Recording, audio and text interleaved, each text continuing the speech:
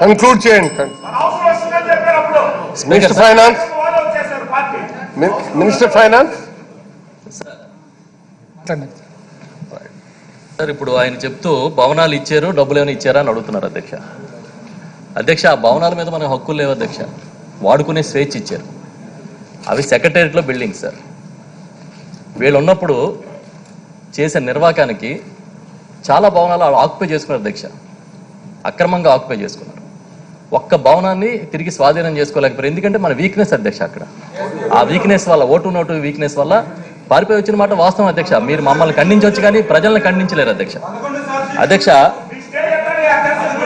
రెండోది ఇప్పుడే అడిగారు అధ్యక్ష గౌరవ సభ్యులు. అధ్యక్ష, గౌరవ సభ్యులు అచ్చెన్నాయుడు గారు అడిగారు అధ్యక్ష. ఆయన సమాధానం చెప్పనివ్వండి. ఈ తెలంగాణ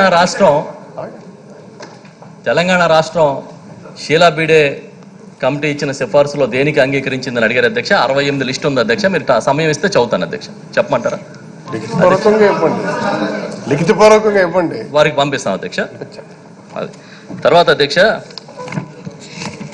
ఢిల్లీతో రిలేషన్ గురించి మాట్లాడతారు అధ్యక్ష. వాడు అసలు ఎన్ని నాలుకలు ఎన్నిసార్లు మాట్లాడేసారో తెలుగుదేశం పార్టీకి లెక్కే ఉండదు అధ్యక్ష. ఒక్కసారి మోడీ గొప్పోడు అంటాడు, ఇంకోసారి అసలు ఆయన పనికిమాలినోడు అంటారు. రకరకాలుగా చివరికి ఏ స్థితి అంటే సార్, మళ్ళీ ఇవాళ మోడీని వదిలేసి మనం తప్పు చేసామని మాట్లాడుతూ ఉన్నారు అధ్యక్ష. అదేదో ఒక పద్ధతి ప్రకారం చేస్తుంటే కనీసం మీ